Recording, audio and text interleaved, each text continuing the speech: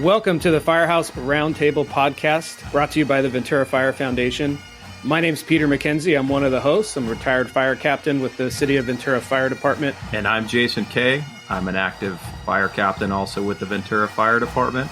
And we are excited that you are going to spend some time with us at the kitchen table, learning about firehouse issues that we're trying to bring awareness to. Thanks for joining us as we discuss the issues of being a firefighter, both on and off duty, and how it affects us. Let's get right to it.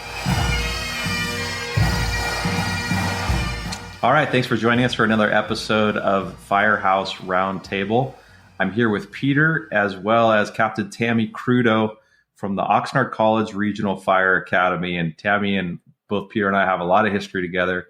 It's cool to be able to have her on the show. So let me give you a chance to kind of introduce yourself to the listeners who don't know you.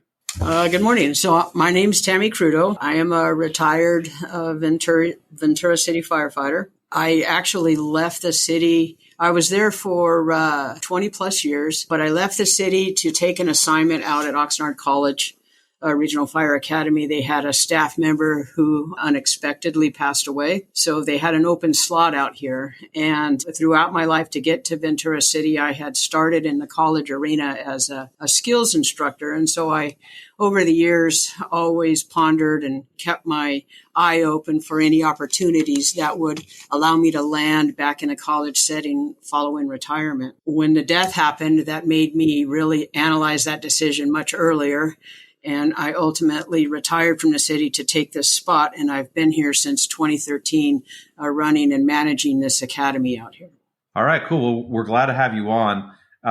Let me kind of start out with what led you to want to be a firefighter. So give me your upbringing. And a lot of us have like the either high school or even before stories, or what is it personally for you that got you to be a firefighter? Ironically, this is not where I expected to go. My dream was to be a motorcycle cop for highway patrol. And that is the direction I was headed. I was an admin of justice major. I was going down that route, working with recruiters out of San Bernardino to be a highway patrol officer. The academy was in Sacramento. However, I had some strong hurdles, actually very high hurdles to jump over. Right out of being licensed and being an adult, I unfortunately set myself in some bad driving situations. And so I needed to let time heal those. And I had already let probably 10 to 12 years thinking, okay, it's fine. And what they were just standard DUIs, no injuries, no crashes, no nothing, just driving under the influence. But it happened at 18 and 19 years old. Well, when you're going to be a highway patrol officer, they investigate you all the way from the driving period. And so during the process of that recruitment, I was in a small accident that put a mark on my record. So that eliminated me from the law enforcement side. So I went to medic school, and then I started working as a medic, and I really didn't have any direction. I was working with San Bernardino City Fire. They were encouraging me to go to an academy. I finally did. I was a walk-in at Victor Valley Academy, and then I came out of there and started applying everywhere. Ventura fortunately hired me, and they said, you have to move up your lock, stock, and barrel. And it took me about 2 seconds to convince my family to go north, and there we headed. So I came to Ventura from San Bernardino County, and I've enjoyed every bit of it. Nice. Well, yeah, first of all, it's not real hard to decide to go from San Bernardino up to Ventura to move. I'm sure your family was okay with that. Oh my goodness. Ditch the motorcycles, grab the surfboards. What year did you get hired, and where did you first get hired as a medic? And are you still certified, or how long have you been a medic? Well, I went to medic school in 1990 at Mount Sac, and I came out of Sac going to work as a medic out in San Bernardino City. And so that's how I got to meet and speak with a lot of the city firefighters. And actually, that's the drive that sent me to Victorville.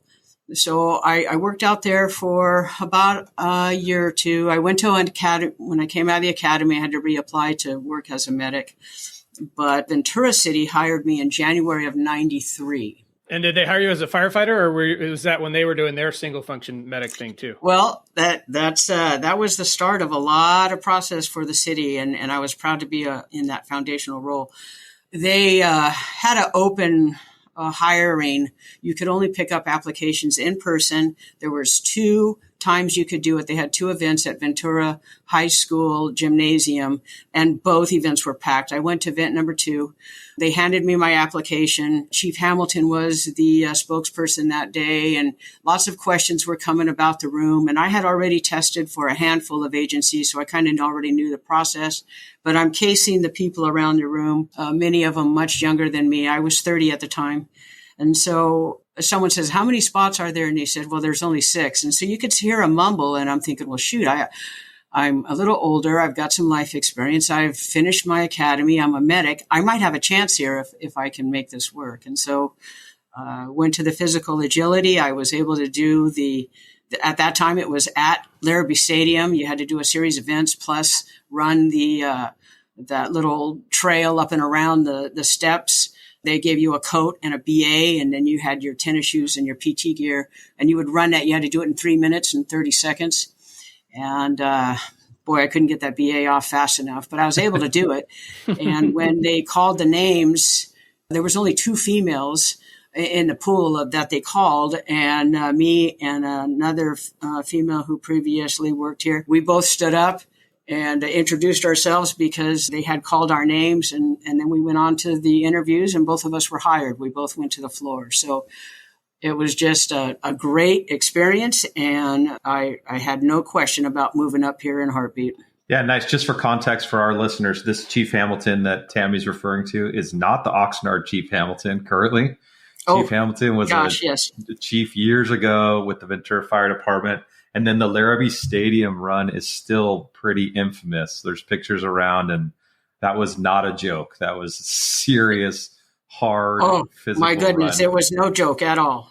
Yeah. Yeah. So during your career as a firefighter and a paramedic, I know you were really into mentoring people. In fact, I'm pretty sure you had an intern that probably stood out above everybody else for a week or so. That was me, by the way. So I got to work with you for a little while. So I know you mentored people in there, but kind of how did you take that role on into getting kind of the mentor mentality? I know that you've always really been into that, and kind of what led you down that. Well, my husband and I are strong advocates for mentorship. We have a long-standing history of helping young people be successful. And up into including bringing them into our household to get them along the right path, to influence them, and then sponsoring those that are working through their education to help them because maybe they may not be financially capable of getting done what they need to get done. And so he and I have been married now 43 years. And when our kids were in 3rd grade, there was a couple of boys that our boys were palling around with. And they were over all the time. We had a swimming pool in the neighborhood, and so a lot of the kids were swimming at our house. And we got to kind of see the neighborhood pack. But these 2 boys, they really connected with ours. Years and years of dinners, sleepovers, camping, trips, blah, blah, blah. They all ended up being a band of brothers. And we learned more history about them to learn that their home situation was much less fortunate. When I was hired by Ventura City, they wanted to move to Ventura with us. And we thought, oh, gosh, that's a completely different animal here. It's not like we're living around the corner. Dinner's ready. I stand out on my porch. I whistle. You guys come running from whatever street you're playing on, and we all eat together. Going to Ventura and taking you to Ventura is a completely different animal. So we approached the extended family they were living with. They didn't have parents.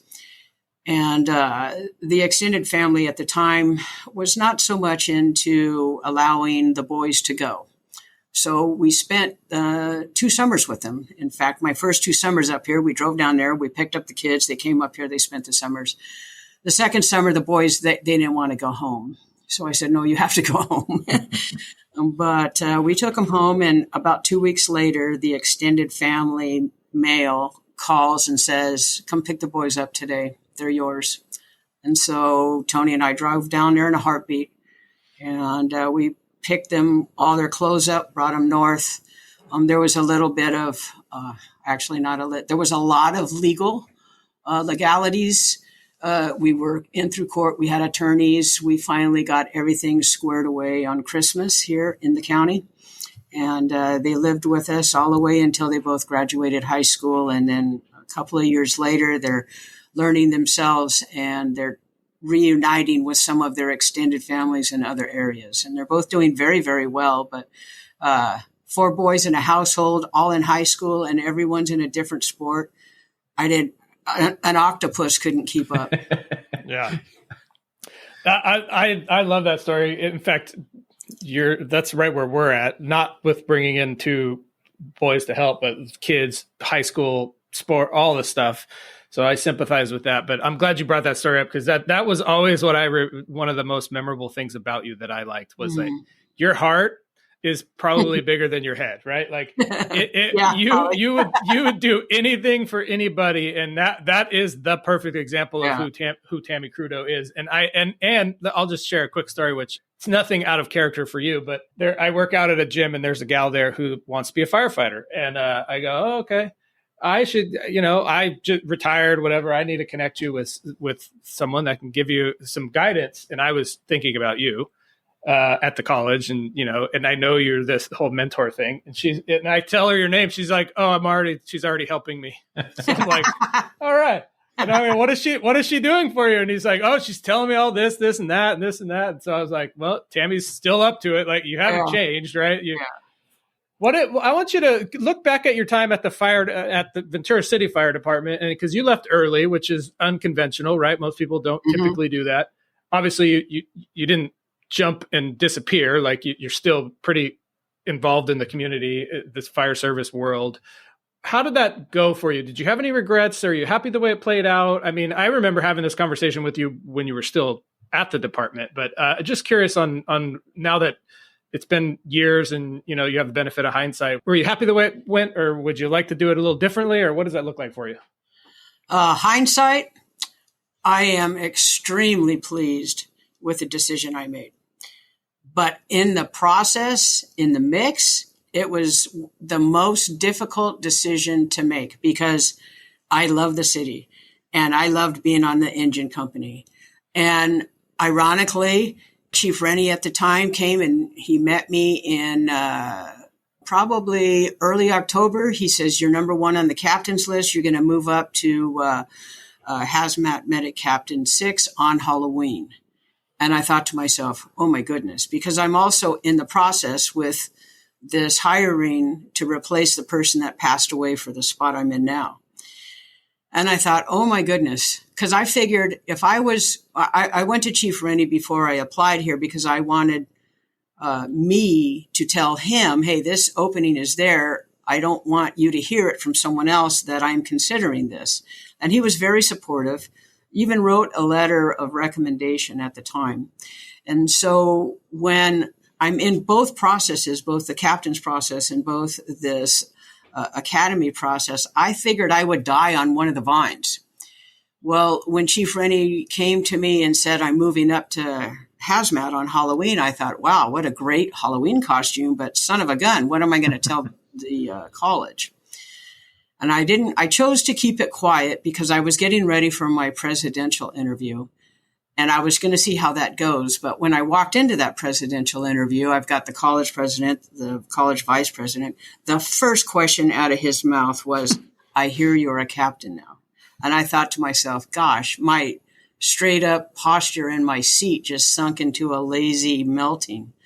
And I thought, how am I going to answer him? He says, well, what if we offer you a job? Are you going to take it? I said, well, sir, that's going to be a conversation my husband and I are going to really have to analyze.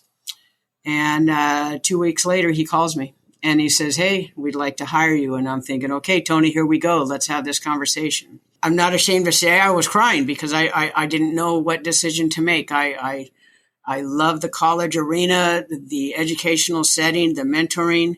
I love the city. It was that culture, just the whole environment. And so we decided to turn the issue into a math problem, and we marched it out over a dozen years. And he made me promise that whatever, I'm going to cry talking about this, but he made me promise that whatever the answer was, it'd have to be obvious. And that's what I took. And I looked at that number and I went, oh my God, I'm leaving the city. And so I left. I thought to myself, I really hope that this goes well for me. And then I got over here and I realized that taking an academy is not even a double-double. It's a quadruple, triple, double-double In-N-Out burger. And it was quite a sandwich to eat.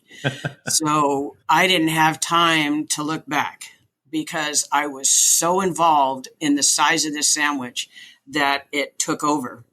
And I didn't even stay on my feet without walking crutches until probably 4 semesters. It took me 2 years to get acclimated just in the process of academy training to the state, the accreditation, the certification, licensures, all of that was much more than I had realized when I said, yes, I'll take the job. Nice. How long have you been with OCFA now? Since I came here in spring of 12, I took the academy in fall of 13. So I had to do a year of prep to get the academy ready. What was happening with the academy at that time for state fire training, they were transitioning from an old curriculum to a newer curriculum. And the academy at that time was still in the old curriculum and they were getting ready for accreditation. So I spent a year rebuilding everything before I jumped in so that when we were going to be inspected, we would be in compliance with the new curriculum for state fire training. Okay. I went through the Oxnard College Fire Academy 96, 97. I was the first part-time night academy. So I'd love to talk to you about kind of what you inherited and then this empire, I'll call it, that you've built now, because it doesn't look like it looked back in 97. I can tell you that, man. It is impressive out there. And so talk about kind of where it was and where it is now. Well, where it was, the actual state of California in all of their academies were in an older model curriculum, and it wasn't in line with the nation. And the state was trying to become nationally standard so that I could take an academy in Texas and bring it back to California and vice versa. And so that transition created a whole new book of skills. And so where it was then, the skills were not as involved as they are now, especially with Firefighter 2 curriculum. So where we took the curriculum is to all the way from the simplest hose, ladders, SCBAs at the Firefighter 1 level to RIC Ops, search and rescue, forcible entry, and then building it right into the Firefighter 2 ICS, the flammable liquids, foam, vehicle fire, rope rescue systems, and flammable gases fire. So, and hazmat. So they really brought everything into a national standard. And now the testing is national. Everything, if a student goes to this college and graduates with the IFSAC Pro Board, they can be hired in Pennsylvania and it would still be honored. So curriculum wise, that's what they were trying to do back then. And it took all the colleges in the state of California. I was on an academy crew for a while. The state, the coordinators come together to discuss how are they going to transform their academies. So I got a lot of mentoring from them in helping me build mine. But I think the game changer for us as far as facilities was the sale of the northern property to which our academy grounds were on. They were Ventura County's props, but the land itself belonged to the college district. Well, the college district sold the land to Ventura County, and now it's Ventura County's props on Ventura County land. That move forced the college to build us a new apparatus bay, which is now a 10,000 square foot beautiful building, houses our 10 engines and all of our equipment. We have a grinder that's about 150 feet by 150 feet. So we've got a lot of training area. And because following the sale of the property, booking props on the north end with county, so now they have their spring academies, their fall battalion level, their interagency training. It's difficult to pick a certain day when I'm working off a semester every semester to get everything I need. So I went to a few college meetings with the right people, and I said, hey, I'd love to use some land. And there's a field behind us we can convert. And so we finally got approval to go 150 feet south of a fire access road line and about 500 feet west towards an area we call the duck pond. And they said yes. And so as soon as someone says yes, then you take advantage of that approval. And so I started ordering road base, and I worked with operating engineers to do some leveling for us. They have people who are trying to learn who do projects for the county for free. So their labor excavated all of our land, and then all of the local road base companies brought it in. There's about 2,000 tons of road base out there, all compacted. It's got props on it. And we've just been adding props over the last probably year and a half. And now we have quite a facility out there.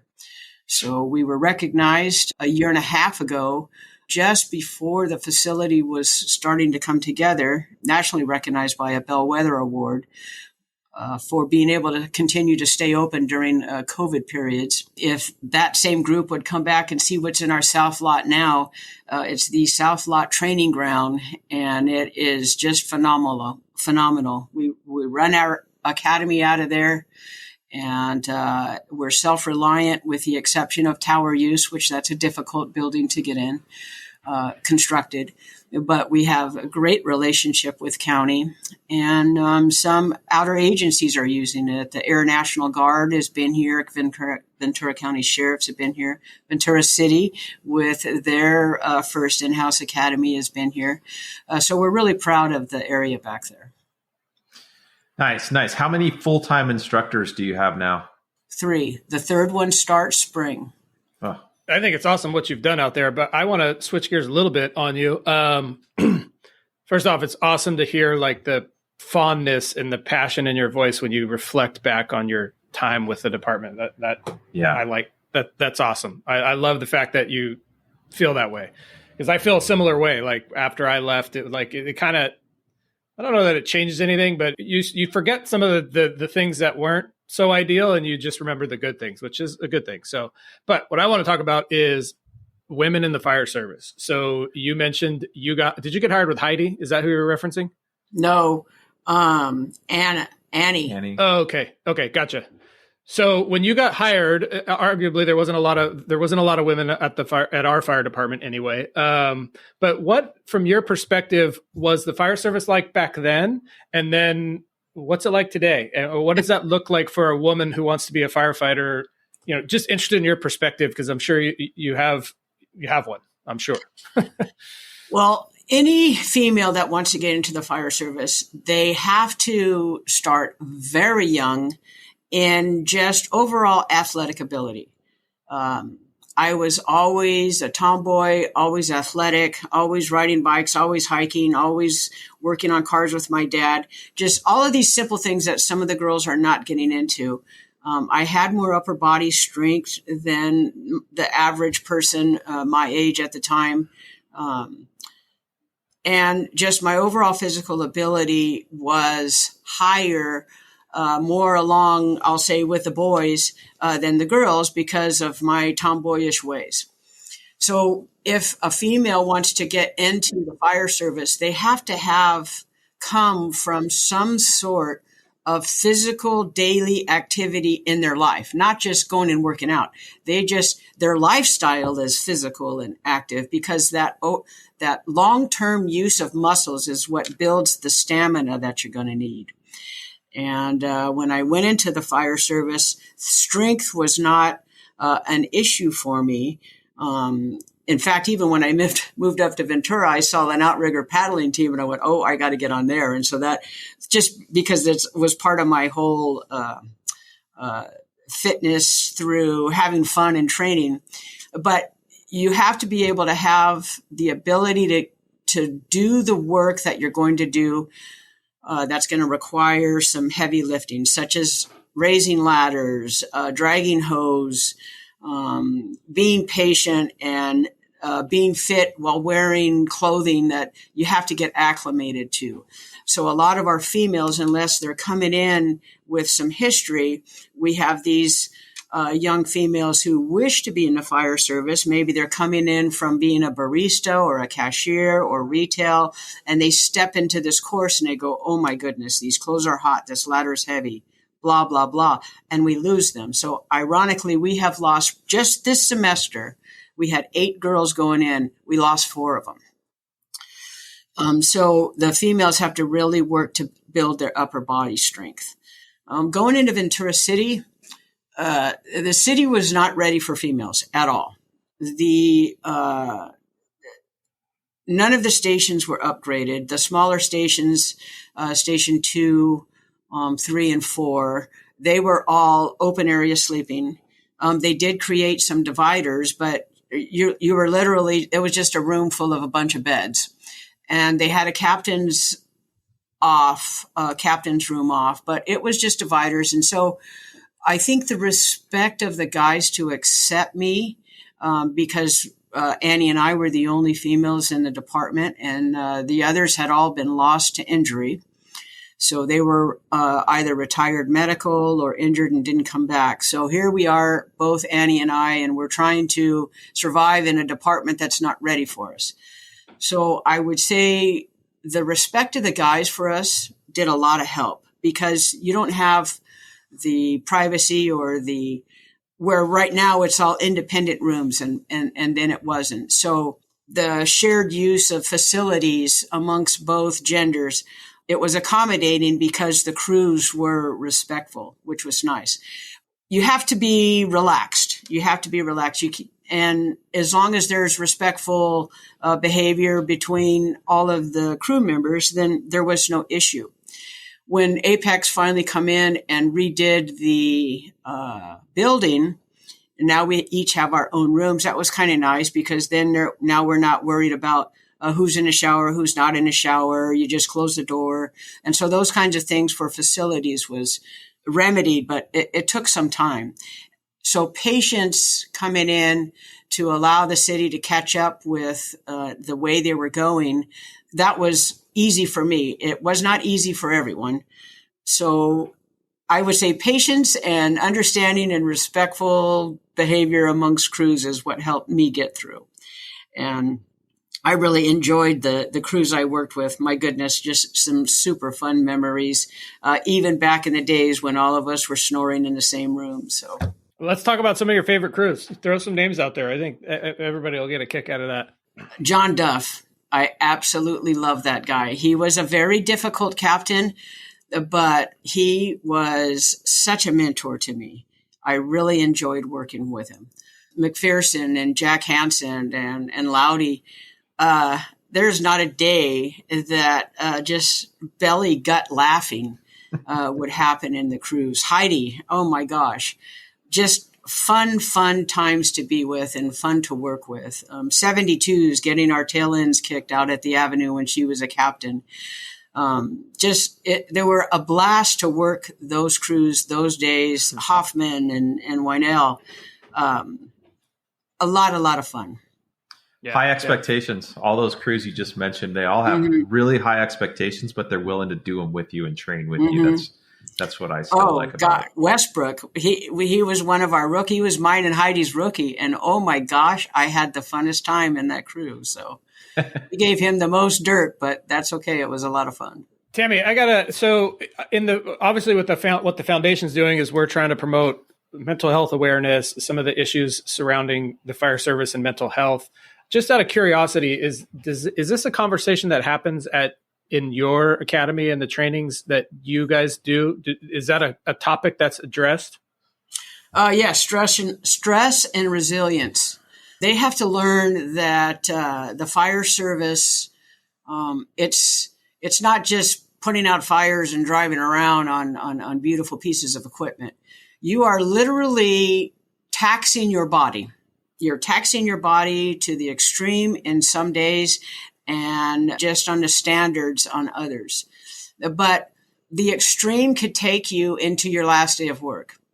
And depending on how the department runs with their coverage or their staffing, they say, oh, well, you're only signed up for 10 shifts a month. Well, no, that's the schedule, but you're actually signed up for more than that because there's coverage that happens with vacations and sick leave and time away. So for every day that someone on the department is away, someone that is there is covering. So you end up working additional shifts. If those additional, actually, they do, all the shifts that you work are going to run into your family time. So if you're not a weekend worker, then maybe reconsider. Or if you're not into missing birthdays or Christmases or holidays or whatever events are happening, then maybe another career should be your choice because you are going to be away from your family. The hours you're going to be away from your family, the environment you're going to put your body in, and then just the unexpected calls that you're going to run that's going to leave an impact in your line of thinking, whether it be a SIDS death or the rescue and save of an elderly person in a room. All of these calls affect you. And then when you're missing time away from your family, you're running these calls that have a lasting imprint in your mind that starts to wear on you over time. But you have to have a solid support system at home in order to maintain your mentality and your ability to just come back in and have fun and enjoy the job. I'm glad you guys addressed some of that stuff early. It's good to hear that it's not just blown over and we're trying to change the suck it up generation to let's talk about it and let's know that this stuff is going to happen. I think that's half the battle, just going into it with the mindset of how to deal with that stuff. Well, we even teach the financial means behind it, where some young people go in and they haven't matured yet enough, and they're hired into these higher paid positions, and then they don't set themselves up financially, and now they're having to work coverage just because of the behavior of earlier spending, and that puts stress on them. So stress can come in the form of calls. It can come in the form of being away from your family. It can come in the form of creating a financial situation that doesn't work for you. Yeah, absolutely. That's awesome that you guys are doing that, because I think that financial piece is just as important, right? Because it's not about the big 4x4 truck and the boat that you buy right after you get hired. Exactly. There's more important things to do to set yourselves up.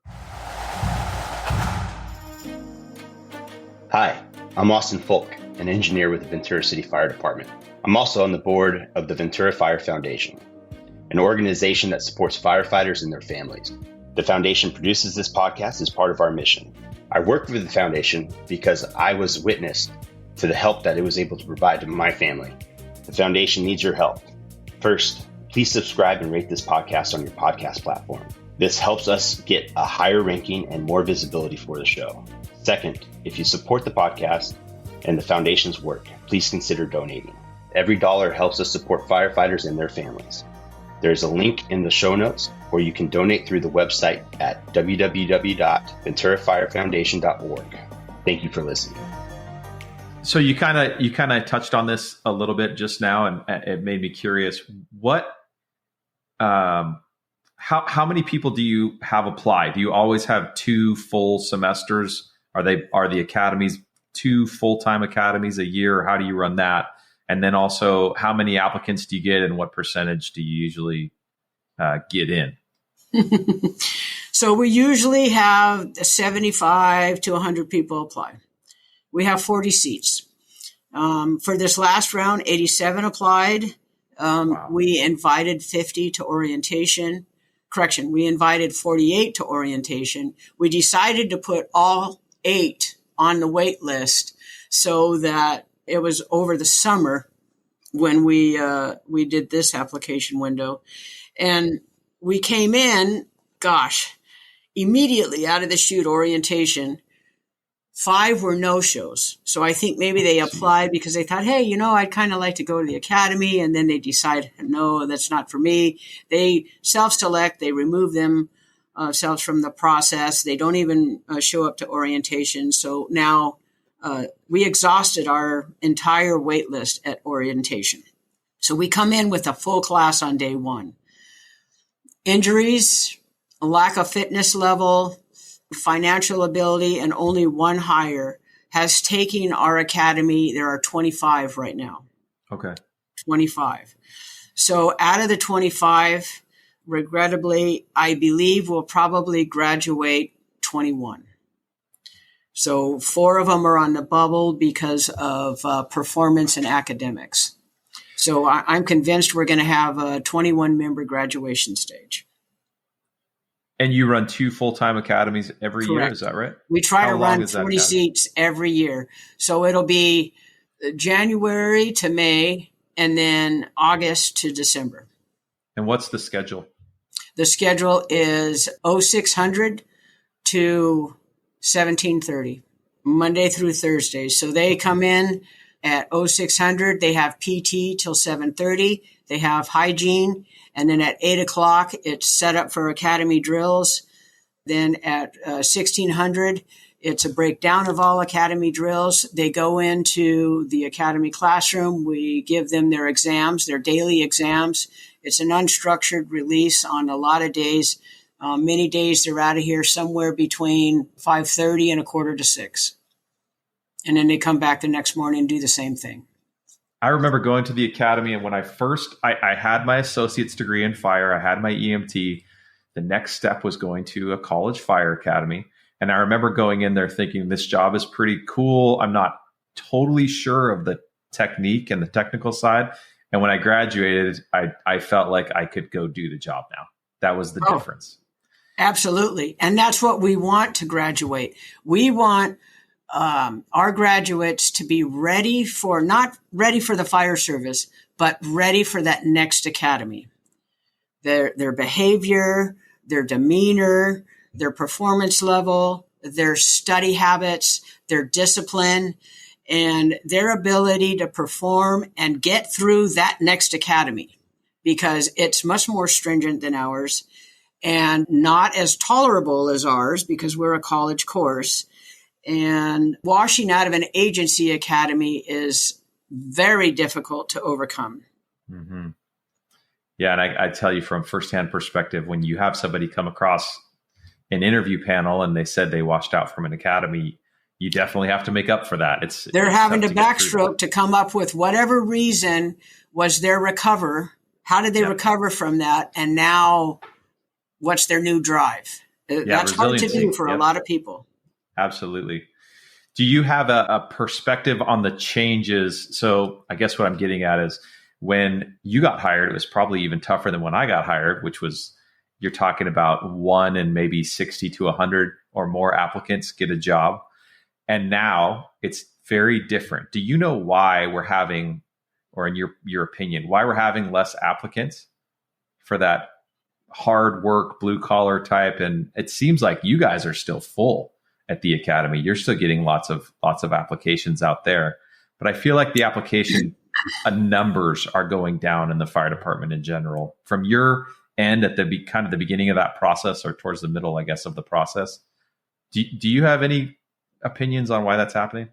I do. I don't know if they're statistically backed, but I do know that when I got my application back at Ventura High School at the auditorium, there was a couple of thousand applicants for 6 positions. Mm-hmm. And so the stats to get in there and being hired was not as they are today.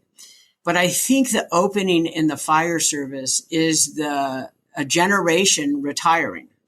Mm-hmm. And there is the volume of the generation that is retiring, the younger people cannot keep up.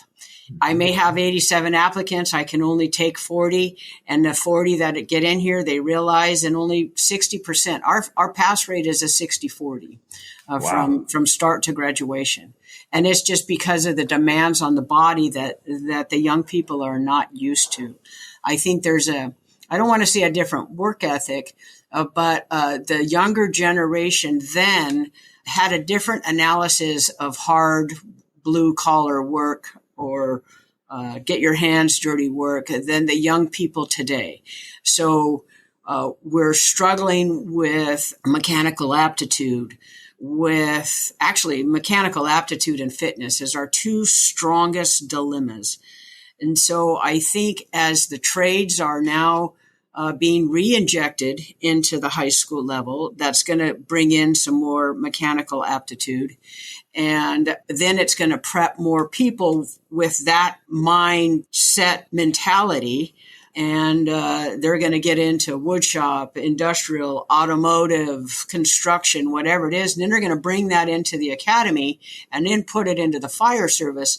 That's where our talent's coming.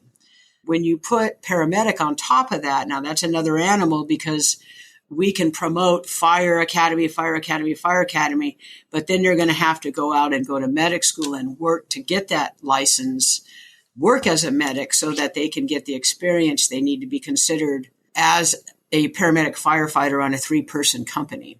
So I think that the opening is a generation of retirees, and the retention is just a change in behavior in the younger generation.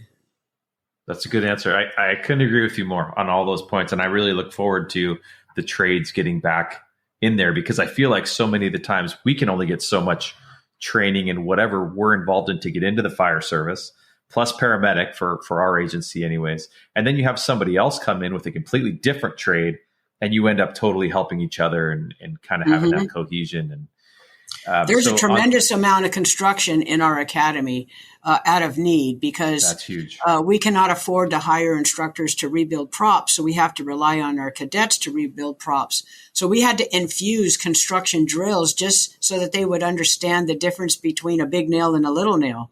And something we take for granted. But that's when we started learning, oh my goodness, the mechanical aptitude to even hit the head of a nail. So all of that is helping by these trades coming back into the high schools. I was looking at your block party the other day, walking around, and I ran across the Ventura Unified School District booth, and I stopped there very quickly because they were the trades booth. And so I picked up a trades flyer, and I looked at that, and I said, son of a gun, wood shop, metal shop, auto shop, construction, public safety. I'm thinking, now we are finally talking, because we've got to have our youth return to the mechanical aptitude of our former. So. Yeah, that's good. Tami, I want to switch gears on you again. I want to tap into your, I guess, organizational knowledge of the Ventura City Fire Department. So one of our goals is to document the histories of the people that used to work at the fire department, right? And ideally, we're talking about the people that happened before us, before you, because Dale Becker's death. I just read that from McPherson. I saw that, yeah, because quite frankly, they're starting to die, and obviously, everybody ages and dies. That's not the point of the question, but who do you think we should have on the podcast? Because we have a limited window of, I want to capture the stories of how it was 40 years ago, like a long time ago, before we were all at the fire department. But if you had to think of like the old time, because you were there arguably 10 to 20 years before Jason and I were there, or probably more like 20, but who should we get on the podcast? Who are some of the stories that you heard about that you think, man, we need to get this stuff documented? Because if honestly, the stories are going to disappear, because when I was at the fire department, we literally just had the generation before maybe if somebody was like close to retirement, they could spit out some from the generation before that. But just interested in your take on that. Who should we have on the podcast? McPherson. Mm-hmm. McPherson is a great historian and has played such a role in our academy, and is still out there and attending events. Dave Hilty played large roles in our department with the transition to when my group was hired. All of us happened to be medics with the exception of one person. So even though we were applying for a firefighter position, we all had medics. Five of us had medics. They asked us to retain that while the city lobbied for paramedics on fire engines. So all of that lobbying, all that history, McPherson, Hilty, they played giant roles in that, in the history of just getting that process started and how we were able to convince the city manager at the time to buy in and the ambulance company to agree too. Before me, though, I don't know the lifespan of those before me, but certainly Mike Vaughn would have a lot of history of the department. I don't know where. I think he's pretty active if he's still out there. And then Mike Maher. So all of these are people that have a lot of history. I just don't know where they're at in their retirement because they have been retired for a number of years, but they would be good candidates. But I think my number one person would be somewhere along the lines of McPherson and or Denny, because they were very involved in the transition of the department from going from one firefighter department to a firefighter medic department. Yeah. Which I think was the best move. Well, yeah, for sure. Well, we've tried on some of those names, but we'll keep trying for sure. But yeah, awesome. I remember being with you and Captain McPherson at the time when you were an engineer with me, and you looked at me and you go, that guy's going to be the next battalion chief for sure. And I go, really? How do you know? And lo and behold, within, I think, 6 months, he was promoted to battalion chief and then went all the way to the top. So he is just incredibly sharp, sharp. It's hard to match his brain. Anytime I would have an idea, I would bring it to him and he would shoot so many holes in it. I would think to myself, well, why did I even think of that? But the ideas that he didn't shoot so many holes into, I was able to fix those holes and go, okay, this might actually work. Right. Yep. Yeah. He definitely made you think. So he definitely thinks out of the box, and he comes in with suggestions or statements that are a total sidewinder. And it makes you think about, okay, I need to fortify this or get rid of that. Yeah. All right, Tami. Well, how do we apply to the Oxnard College Fire Academy, and what are the prerequisites if we're looking to get in? We have application windows that open up twice a year. They open in September for spring academies and in March for fall academies. The prerequisites to get in is EMT, and then the completion of a minimum of 2 fire science classes, which is a fire protection organization, which is kind of like just a general fire service class, but then fire behavior and combustion. And what fire behavior and combustion covers is fire control 1 and 2. The academy starts off at fire control 3. So we have to have that prereq completed. However, someone who comes in with just those prereqs and no other class or experience from explorers or other fire service education, they tend to struggle a bit because they're being introduced to everything as a brand new. So strong advisories, I would say, would be an apparatus and equipment class or a tactics and strategy class, so that you're prepared for the tools and equipment that we're going to be introducing you to. And then you're also prepared for the incident command at the firefighter 2 level that we're going to push you into. So, tactics and strategy, and then apparatus and equipment. Everyone that comes in that we've been bringing in, they've completed the prereqs plus more. So usually we allow people who are in progress with courses to apply, but there's so many people ahead of them that they end up rarely getting on the list, but they do get in. So, and then so with a September application right now, we're going to have our orientation for the Spring Academy mid-October. And in mid-October, then they will be advised on everything they should expect, both physically and mentally, and then financially, and bring these items in on day one. And from day one, it is a fast-moving train until graduation. I think the challenge for a lot of folks is that when they get to orientation, we show them a potential calendar. And one of the emphasizes that we do at orientation is the mandatory instruction that cannot be missed. So I could miss 1 day of drill, but I'll get dropped from the academy because the state says if you don't attend this, then we cannot give you a firefighter 1. So the reality of going, okay, I'm going to attend this class. I've got my prereqs, but I also have to clear my calendar for the academy that I'm attending so that I know I'm going to be able to attend all the instruction the state's requiring me to attend.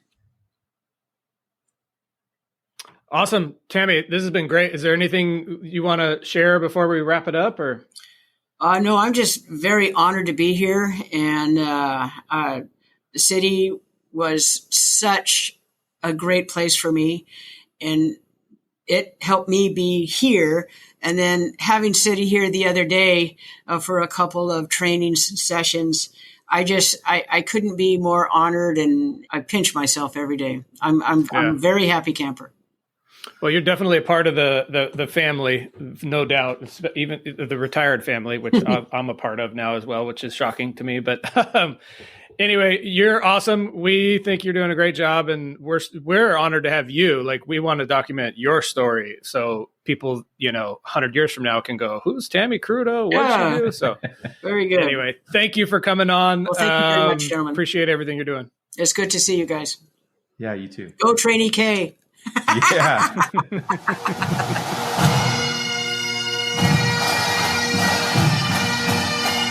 That was a really fun podcast for me personally, kind of going down memory lane with Tami. I worked with her for a bunch of years.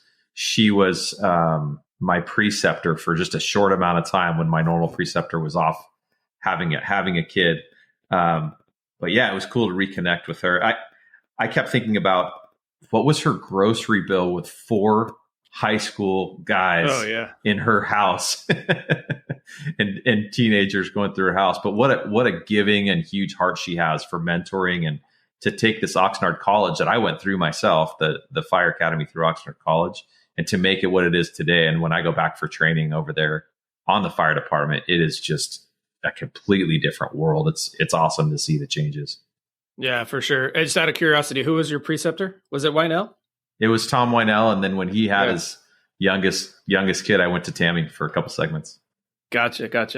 So the thing that sticks out in my memory about Tami is she literally would do anything for you. Like, she had her heart is ginormous. Like, she didn't care. She would just do it. Like, I'm sure she probably didn't just have 4 teenage boys at her house that she was feeding. It was probably them and like 2 of their friends each, just that's just the type of person she was. But it's good to see her, good to reconnect. And she's still at it. Like I said, I ran into that person at the gym who she was helping, and I was like, it's good to see she's still doing her thing, Yeah. And it's crazy to hear that only 60% of the people who get into the Oxnard Fire Academy actually graduate, and then they got to go on to the paid academy with whatever agency they get hired with. And it's even, there's another percentage of attrition that happens through that. So it ain't easy.